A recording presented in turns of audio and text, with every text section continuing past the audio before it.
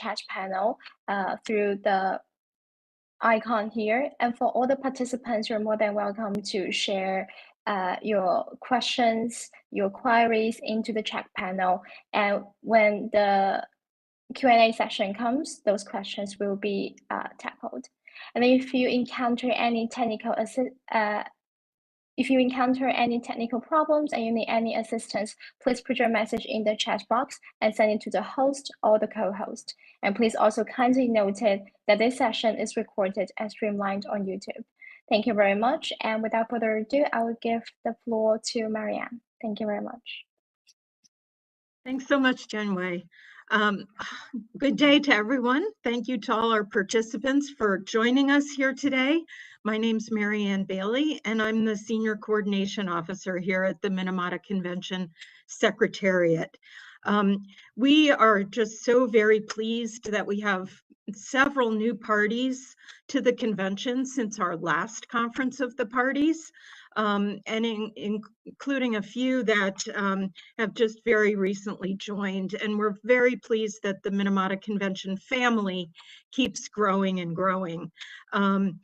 For those of you who participated way back when in the INC process to develop this convention, you would recall that there was very much of a Minamata Convention family spirit and a great spirit of cooperation. And I'm just very pleased to tell you that that spirit of cooperation still holds true today. And we have a very collaborative and engaged group of parties that are into full implementation of the convention.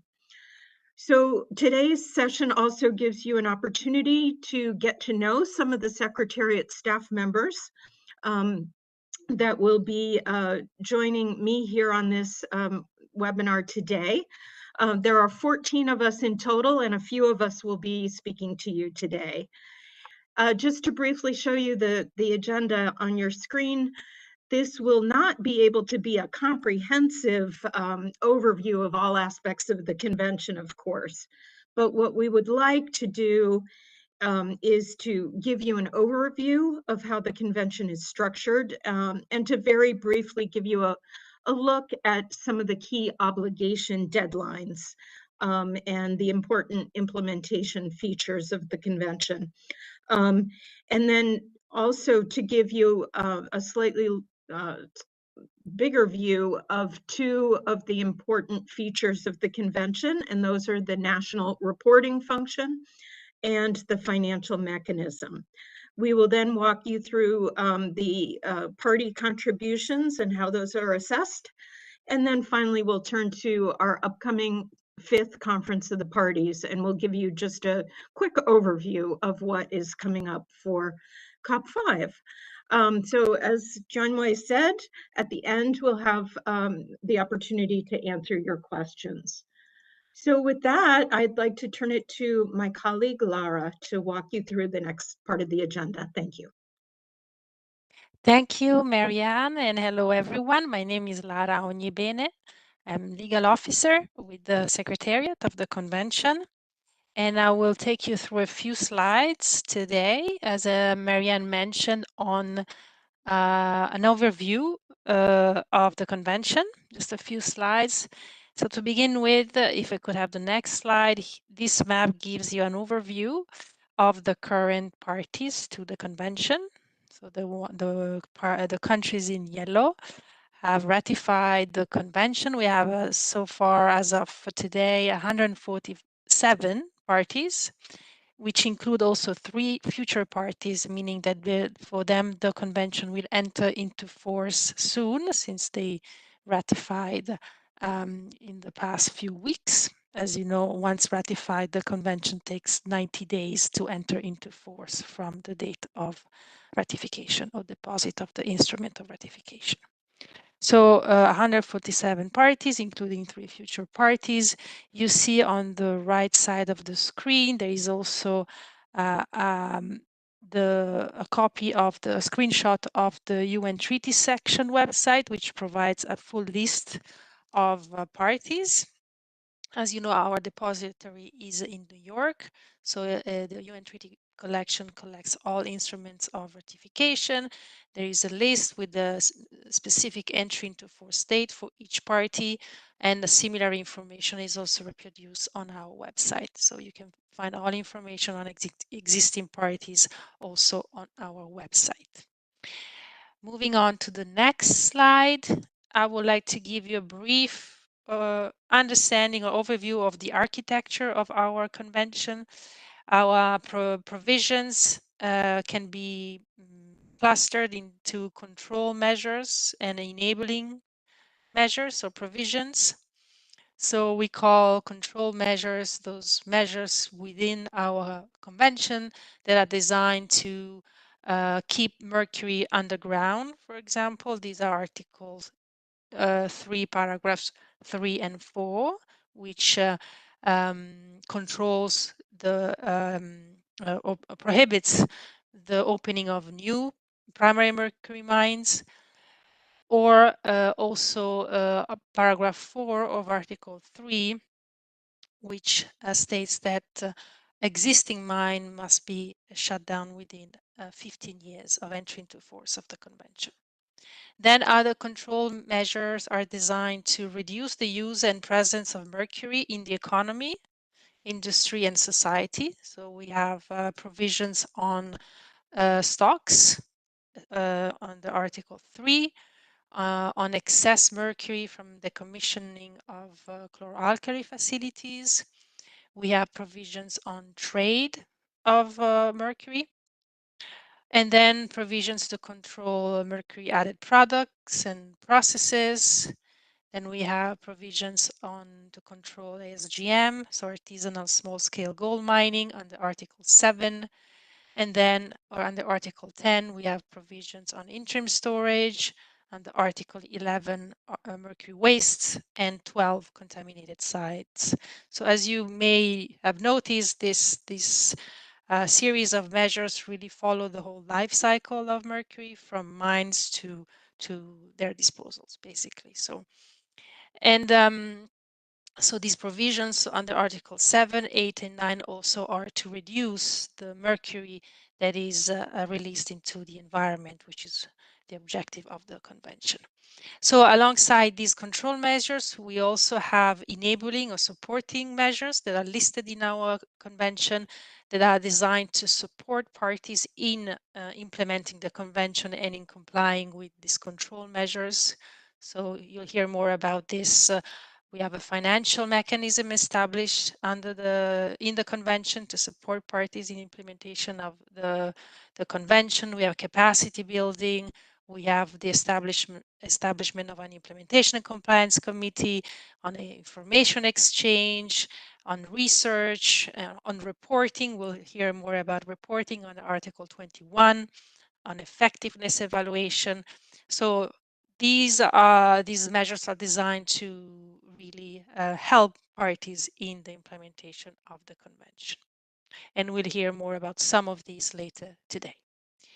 And then, if I may have the next slide, I wanted to give you a sense of what are the upcoming deadlines related to control obligations.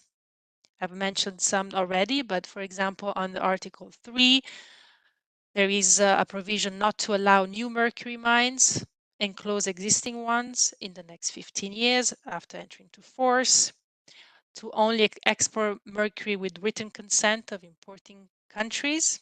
This is another provision under Article 3.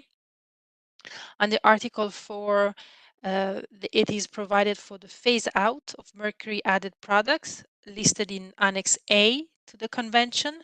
The deadline is 2020, with the addition of a new deadline of 2025 for newly added products categories. As you may know, at COP-4, Annex A was amended by adding 8 product categories under the Part 1 of Annex A. And for these mercury added products, there is a new deadline, a new phase out date introduced to phase out those categories by 2025. Also, under Article 4, there is a provision to take measures listed in the Annex A to phase down dental amalgam. And also there has been 2 additional measures amended by COP-4 and added to Annex A Part 2 with respect to dental amalgam. Moving to Article 5, there is a provision to phase out mercury using processes listed in Annex B by either 2018 or 2025, and also to take measures to restrict other listed processes in the Annex B. Under Article 7, there is the provision to reduce and, where feasible, eliminate the use of mercury and mercury compounds in SGM mining and processing. Also, if a party determines that SGM mining and processing is more than insignificant in their territories, there is an obligation to develop, implement within 3 years after notification to the Secretariat, and review a national action plan on SGM. Under Article 8, there is a provision or obligation to take measures on new emission sources in 5 years and existing sources in 10 years, and establish emission inventories in 5 years. Under Article 9, there is an obligation to identify relevant sources and take measures and establish release inventories within 5 years. Under Article 10, there is obligation to take measures on interim storage. Under Article 11, there is an obligation to manage mercury waste in an environmentally sound manner. Under Article 12, the obligation is to endeavor to develop strategies for identifying and assessing contaminated sites. And finally, under Article 21, there is an obligation to report on the implementation of the convention, and you will hear more about this obligation later today. And then my last slide on this part, if I may have the next slide, is just a reminder of actions that can be taken by parties who have joined the convention. You may want to visit our website. You will see under parties and then notifications. There is a list of notifications that can be, must be submitted by parties. These include those listed in Article 3 on trade, Article 4 products, Article 5 on processes, Article 6 on exemptions that can be registered by parties with respect to the phase-out dates of listed in Annex A and B. Then the notification under Article 7, ISGM, which I mentioned, and under Article 17. Let me now stop here and move on to the next part of the presentation. I give the floor to Richard. Thank you. Thank you very much, Lara. My name is Richard Gutierrez. I'm the Program Management Officer responsible for national reporting. So good afternoon and good day to everyone who's attending. I will be walking you through the convention obligations on national reporting. May I have the next slide, please? So the core of the convention obligation in national reporting is found in Article 21, paragraph 1. As you will note in the slide in front of you, Article 21, paragraph 1 requires parties to report through the Secretariat on 3 major items: the measures they have taken to implement the convention, second, the effectiveness of such measures, and third, possible challenges in meeting the objective of the convention. Through this, the Conference of Parties have promulgated the following decisions to elaborate on this obligation. As you will see on your right, Decision 1/8 creates the timing and format for the reporting of by the parties. As you will note, there are 2 types of reports that parties are required to submit under Article 21. One is called the short report, and one is the full report. The short report covers 4 questions over 2 years, and the full report covers 43 questions over 4 years. I'll go over these particularly the short report, very shortly. The next decision I'd like to call your attention to is 3/13, where the Conference of Parties provisionally adopted a guidance for completing the national reporting. I will also go over this document very shortly in the following slides. And the last decision I'd like to call your attention to is decision 4/8, where the Conference of Parties have provided clarifications on certain questions in the reporting format, as well as provided guidance or further clarifications on certain terms found in the reporting format. Now, I do want to make it known or let you be aware that in COP-5 we will be discussing the national reports, the results of the full national reports under document 5 and add 1 and add 2, which looks at both the reporting format and the reporting guidance respectively. May I have the next slide, please? Thank you. On this slide, you will see the reporting timeline. I'd like to draw your attention to the top arrow, which you will see the years. And as you will note, from 2021 to 2024, we are now in the second reporting cycle. If you can, I'll draw your attention to the middle of the slide. Well, you will see the second short reports, which is every 2 years. And we are on the 2023, where we are now going to be, or rather the convention has mandated to be receiving the second short national reports, which will be submitted by the end of the year. Next slide, please. On this slide, you will note, as I mentioned, the deadline for the short reports will be 31 December 2023, which covers the reporting period starting from January 1, 2021 to December 2022. You will also note on the left side of the slide the 4 questions that are covered under the short reports, and these are marked by an asterisk in the reporting format.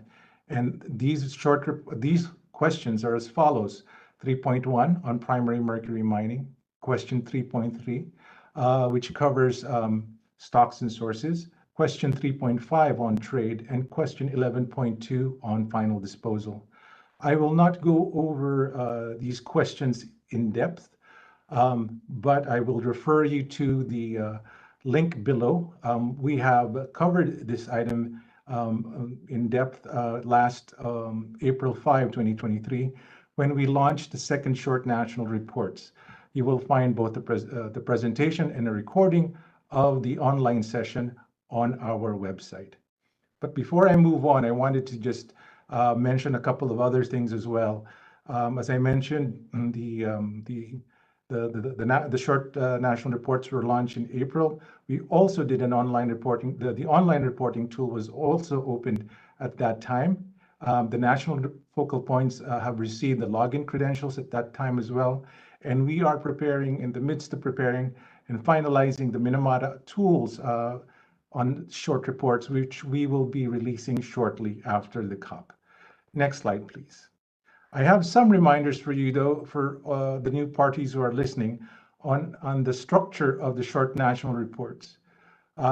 First, most of the questions that you will encounter in the short national reports have 2 response options, either a yes or no. And at times you will see a third option, don't know. The 4 questions also at times will require further details, and you will find an opportunity to respond in further details in some of either in comment boxes or where you will be required to upload attachments or provide links. Now, if you are required to provide if you are going to be citing a document, and usually this is the Minamata initial assessment, we would kindly request that you extract the exact information required for reporting purposes and submit that information. Next slide, please. And here, I wanted to quickly touch base on a very good resource for new parties to respond to the short national reports, and that is the draft guidance on national reporting. First, the purpose of the draft guidance is to clarify information. It is not intended as a manual on how to implement the articles and obligations of the conventions, which is cited. Now, you can find a document here in 4/17. And as I mentioned, it is under consideration for COP-5. And you can find the items on the draft national reporting guidance under MC COP-5/15 Add 2. And lastly, please consult specifically Part B of the guidance, where you will find notes and background information on how to respond to each of the questions. Next slide, please.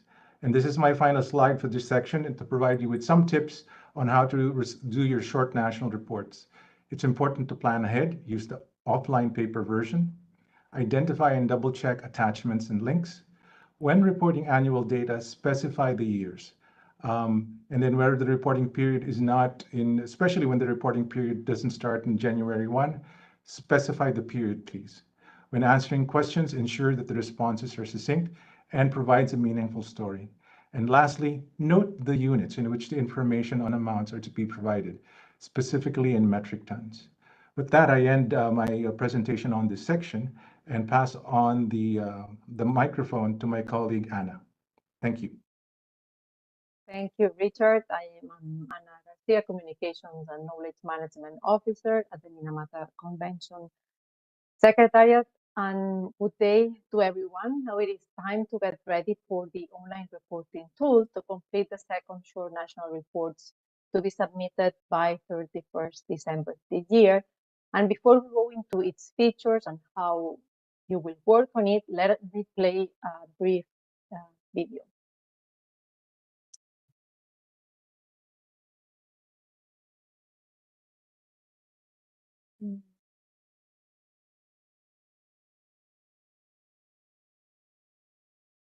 I hope that you can see now my screen.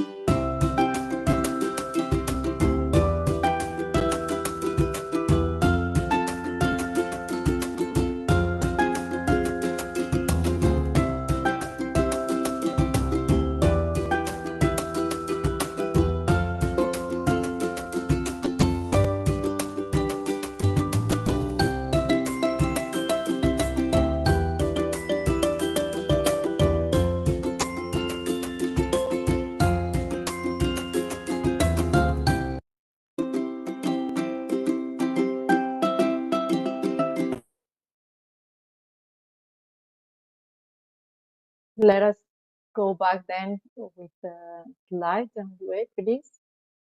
Okay, you can stay here in that one because I want to be brief. So moving on to the online reporting tool, once you have your login credentials, when you access to the platform, you will see an intro page on, this is like the first screenshot with some instructions and advice. Please read them.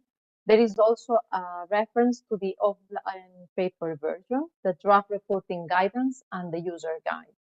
From the table that you can see on the first screenshot, you can start and keep working on your report and check the previous ones if you have submitted them. You can also log out from this section. The reporting is possible in the 6 UN languages. Please use the language switcher at the top right side of the screen after opening the report. The progress is automatically saved when you move to a new step of the report or when you press a Save Draft button. We encourage you to save draft, especially when adding attachments and before moving to the next questions.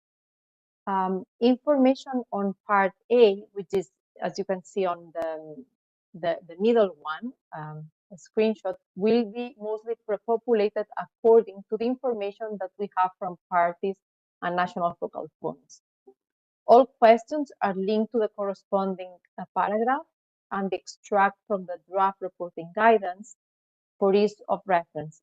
And you can check the completion status on the right sidebar. You can see that it appears on the screenshot 2 and screenshot 3 on the right part of the picture, and you can start from any article and part. If we move on to the next slide, you will see that they are written in text, some of these features, but also some other important aspects to be highlighted of the online reporting tool is that there's an automatic logic pipelining depending on your reply. So you might jump into other questions depending on the logic of the condition of your replies.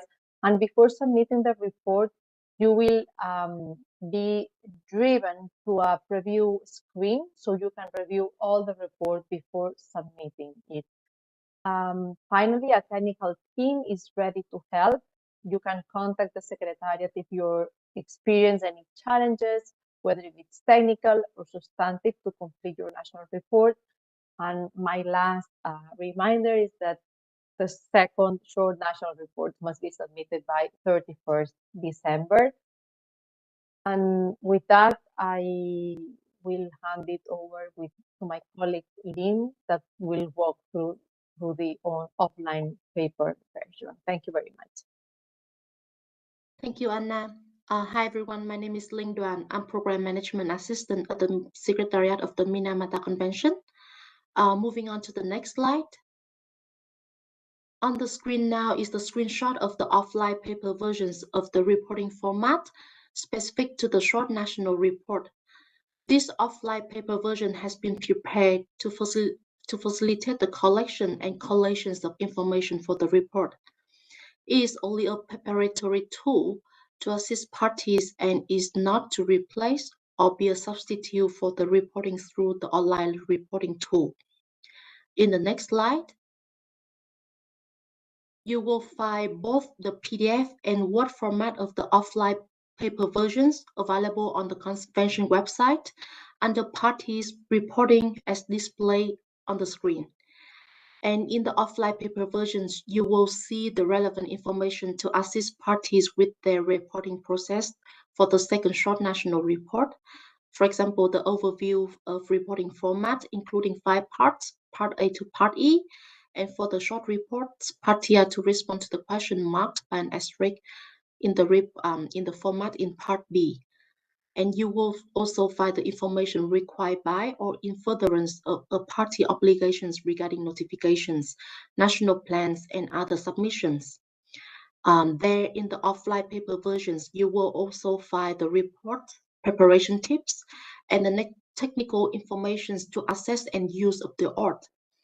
And if you have any questions, please do not hesitate to reach out to the Secretariat at MEA-Minamata-Secretariat@un.org. And also to facilitate your reporting process, in Part B of the reporting format in the offline paper version, we also added some information for your ease of reference when reporting. For example, a link to extract the draft reporting guidance prepared for COP-5, which is relevant to the questions of the short national report, and also a note relevant to the decisions MC4/8 to that question. The offline paper versions was also shared along with the letters from the executive secretaries of the Minamata Convention to all national focal points on the 13th of March this year regarding the launch of the short national report, which is displayed in the next slide. Many of you may have not received the letters just because that your country has recently become parties to the convention.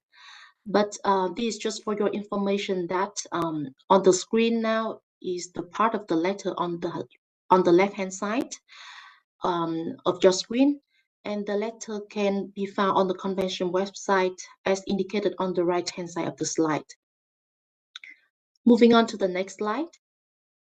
I would like to touch upon the role of national focal point, especially under the Article 21 reporting obligations.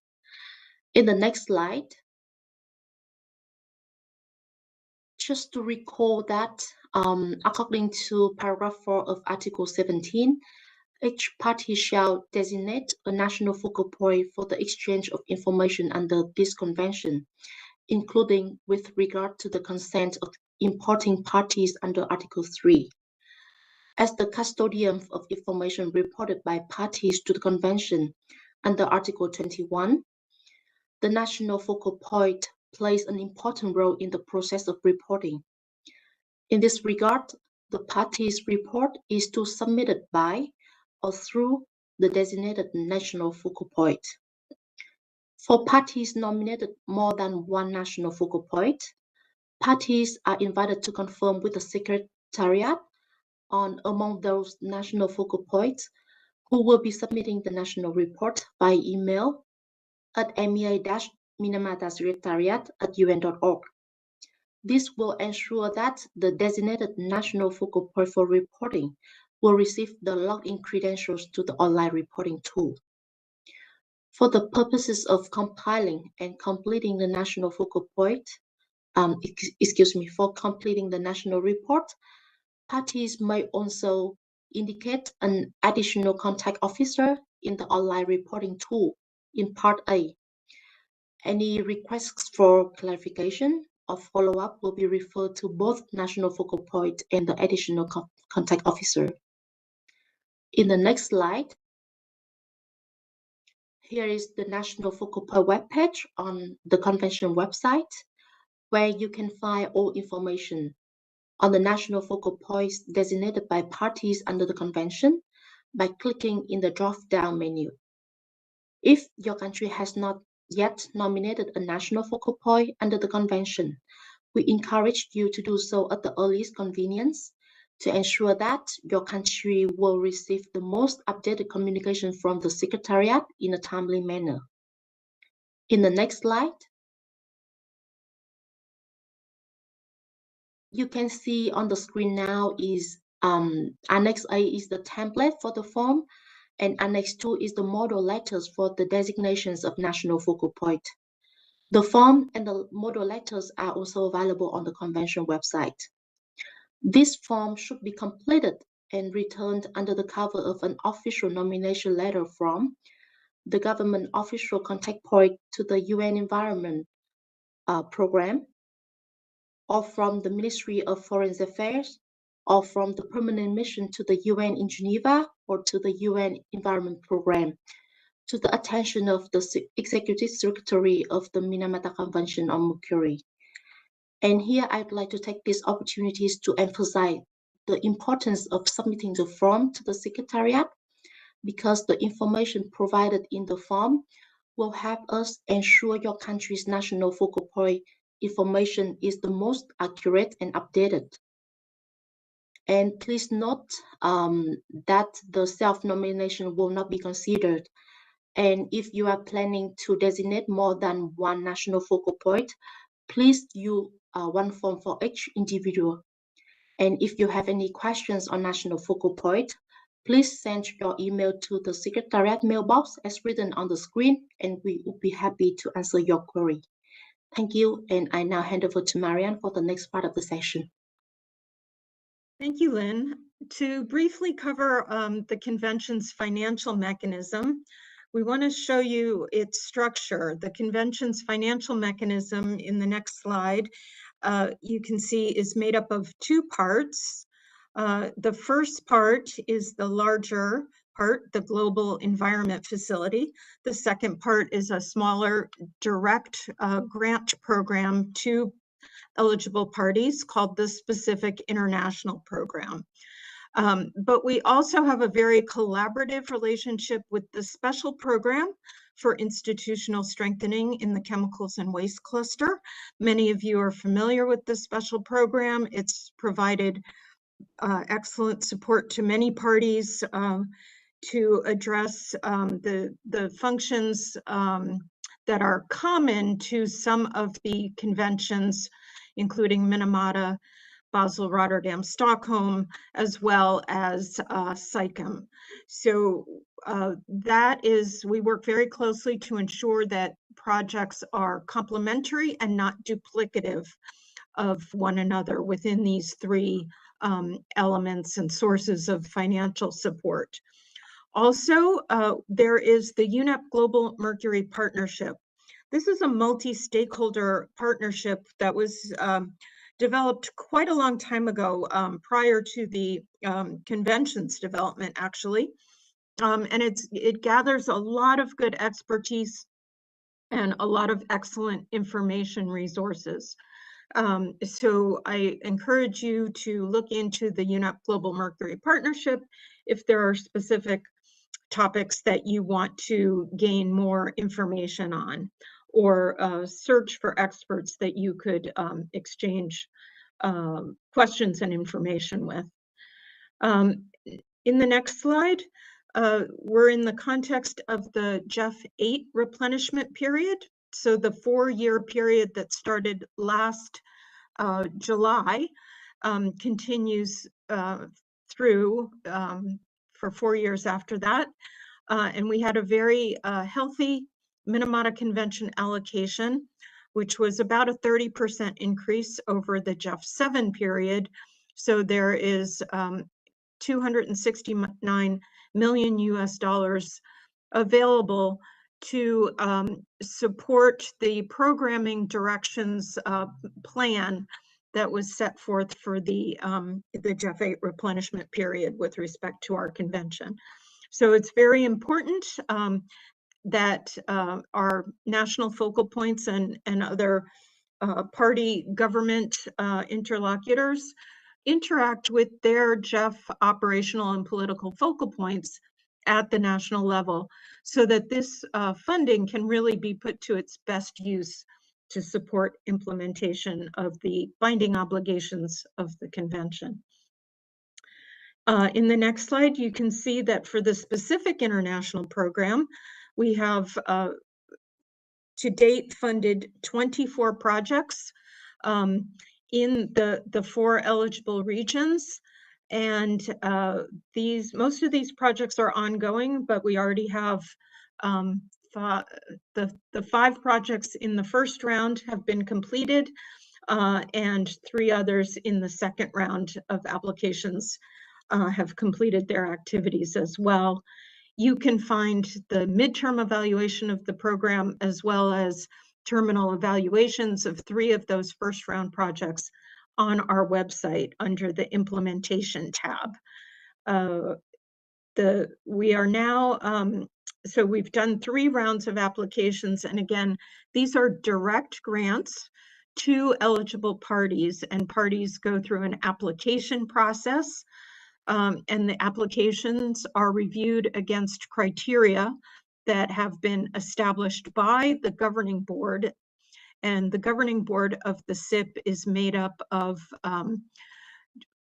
members from each of our regions, 2 per region. And that governing board decides on which of the applications receive funding based on the criteria and how well those applications meet the criteria.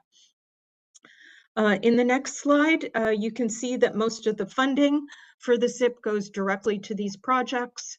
And we've had generous donor contributions from 10 party governments, but contributions are also open for contributions from non-governmental organizations and other stakeholders. So we are happy to share more information on that.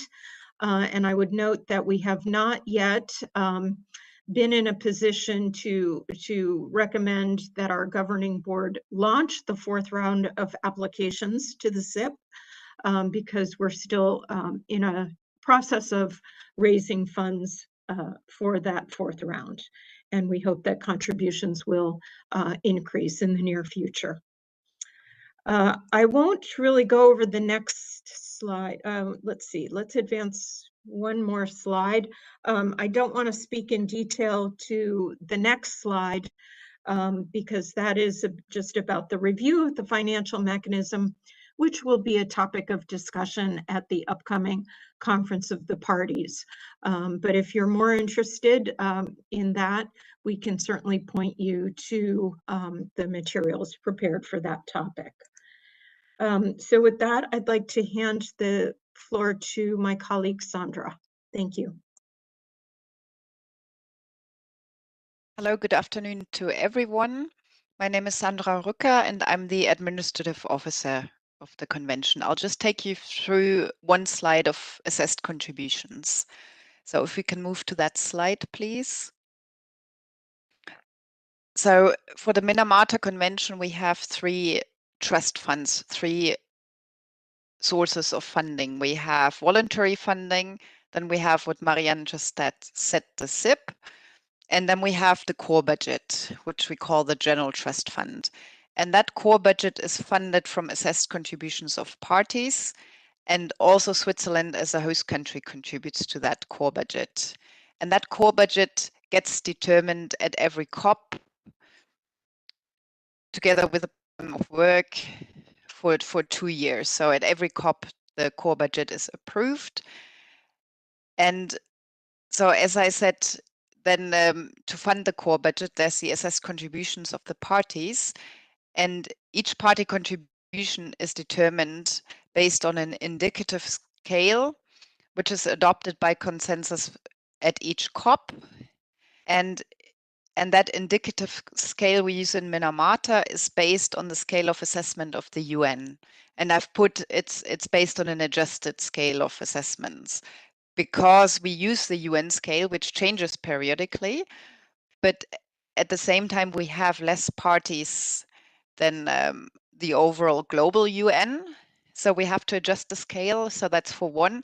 And then also in the Minamata financial rules and regulations, it says that no party should contribute less than 0.01% of the total budget.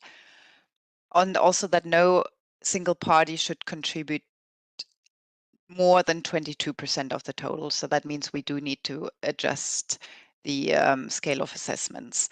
And it also says, the third thing it says in our financial rules and regulations, which also was adopted by the COP at the beginning, is that no contribution from a least developed country party should exceed 0.01% of the total budget. So with that, contributions are calculated and approved by the COP, and then we do invoice them annually to each party. And the contribution invoices are sent out normally in advance of the following year. And then in accordance with the financial rules and regulations, parties should pay as soon as possible and are expected to pay by 1st of January of that same year. And then for new parties, because we always have new parties like you joining the convention. So if parties join after the beginning of a financial period, then basically once the instrument is deposited, then the entry into force is 3 months later, and that's exactly when we'll start invoicing. So if that's in the middle of the year, we will invoice on a pro rata basis, and we send out these invoices always in the last quarter of each year. And then, of course, any subsequent year will be the full invoicing for that same party.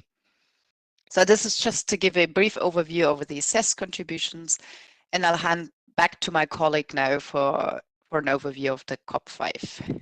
Thank you very much. Thank you very much, Sandra. Again, I will walk you through now. The initial part of this presentation will be walking you through the organization and some logistical matters with regard to COP-5.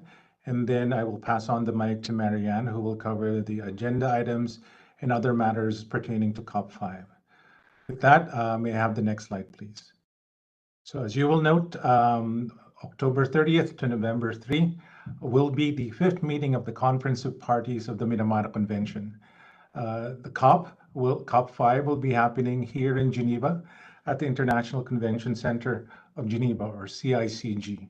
The slide in front of you shows our website. To the top left is the front page. And in order to access COP-5 documents and other information, you will need to click on the decision-making tab. And once you click the decision-making tab, a drop-down window will appear. And then from there, you can choose COP-5. And then from COP-5, you can choose the various tabs relating to COP-5. In front of you, we'll see documents, which is going to be a critical item for you to look at upon entering the COP-5 tab. Please note that starting September 2023, the COP-5 documents are available on the website. It has been becoming available as they arrive. And also budget-related documents have been available since 31 July 2023. Next slide, please. I'll walk you through some of the preparations that have been conducted for COP-5. In this slide, you will note document briefings, the regional meetings that have happened. We just concluded all regional preparatory meetings, the budget forum, which started last week, as well as the bureau meetings. But let me call your attention on a couple of items on this slide, particularly that you might find useful in your preparation for COP-5. You will note on the left-hand side, there's a July-August column as well as September. We have the documents briefing on October 30 and 31. The recordings and presentations of this briefing is available online. At the same time, you have information sessions on national reporting, financial mechanism, ASGM, effectiveness evaluation. This was held in September. And like the documents briefing, these are also, the presentation and recording is also available online. And then, as you will note on the October column, we've got a lot of preparations happening as well. Some items to note, we've had Indigenous Peoples Dialogue in Brasilia that happened in October 4, as well as the SPREP meeting to support Pacific Island states briefing in Palau as well. And of course, this briefing for new parties is happening. Next slide, please. On a more sort of lighter note, at COP-5, there are several types of events that have been ongoing. We've just finished our COP-5 online events last week. This has been an excellent opportunity to informally exchange information. All the presentations and the link to the recordings of all the online events are available on our website. And you can click on COP-5, and in one of the tabs there, you will see Knowledge Lab online events, and click those, you will easily access the recordings and the presentations. Another type of COP-5 event that we are making available, the Secretary is making available, are Knowledge Labs. These will be happening during lunch from 2 to 2:45. The full schedule is also available on our website. Another type of event that's happening will be the exhibition space, where parties, IGOs, NGOs, private sectors, stakeholders can showcase their activities related to the implementation of the convention at the CICG. I forgot to mention that the Knowledge Labs will be happening at the CICG, and the information on these events will be posted on the intranet and also at the CICG. Of special mention that I wanted to share, we're happy to share with you, is the two special events that are being made available for parties and observers and all participants to COP-5. The first event is a commemorative event of the 10-year anniversary of the signing of the convention. It's called A Decade of Global Commitment to Make Mercury History. This will be happening on Monday, October 30th.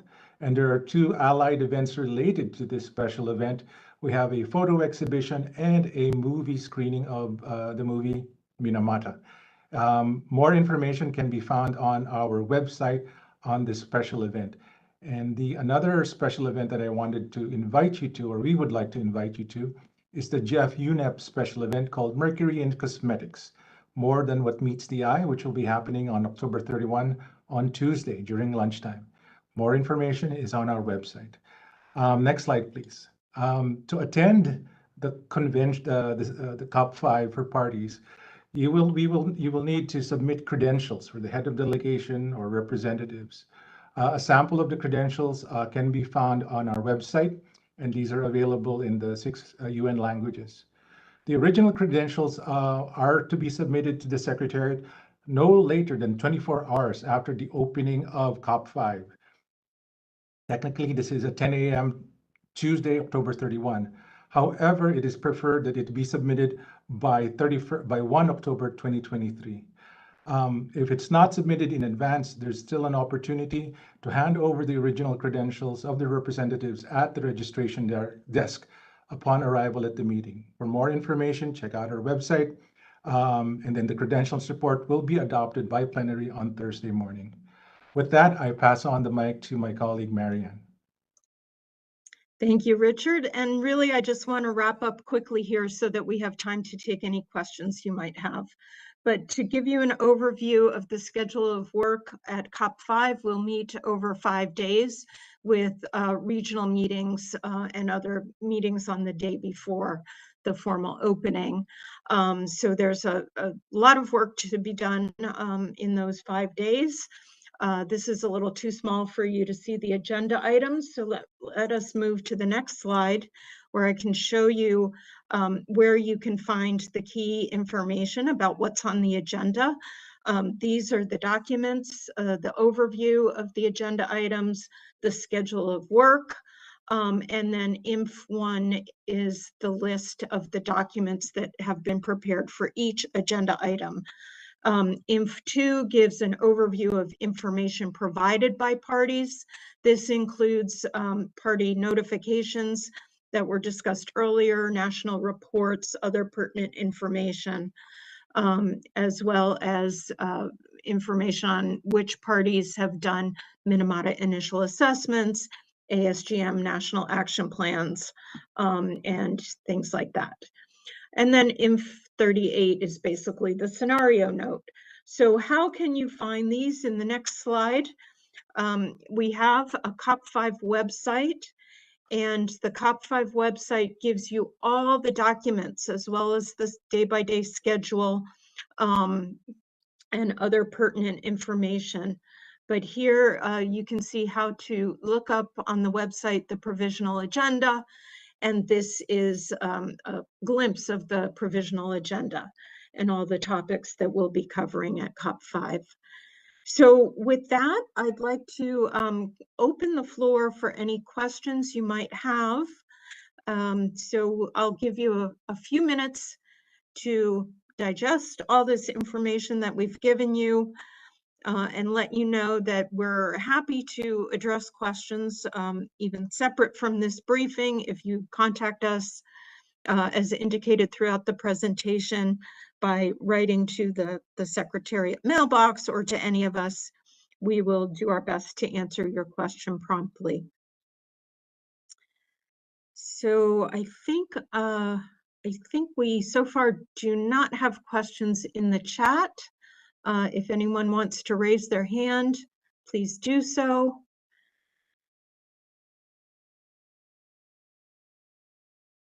Otherwise, I'll just take a moment to remind you that on the website, you can, I think Richard mentioned this, but probably very briefly, the information sessions that we have put on in the run-up to COP-5 are available both on the Minamata Convention YouTube channel and I believe on the website as well. Somebody can correct me if I'm wrong. And then also what we launched back in 2020 was a program that we call Minamata Online. And this was a series of webinars for implementation support, but as well as scientific and technical issues that the Secretariat wanted to provide more information on in conjunction with other partners, and on COP4 run-up and intersessional processes, and now more lately COP5 run-up. So you can search our website for the Minamata online sessions that may be of interest, either to listen to the recording or to look at the downloaded presentations.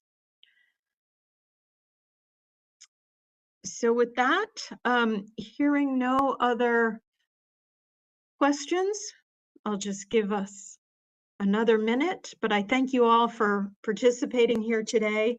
Let us know if you found this session useful or what we should do differently in the future. and we will try to have another information session for new parties in the near future after the Conference of the Parties. Thank you all very much. Have a wonderful rest of your day or evening, and we hope to see you soon.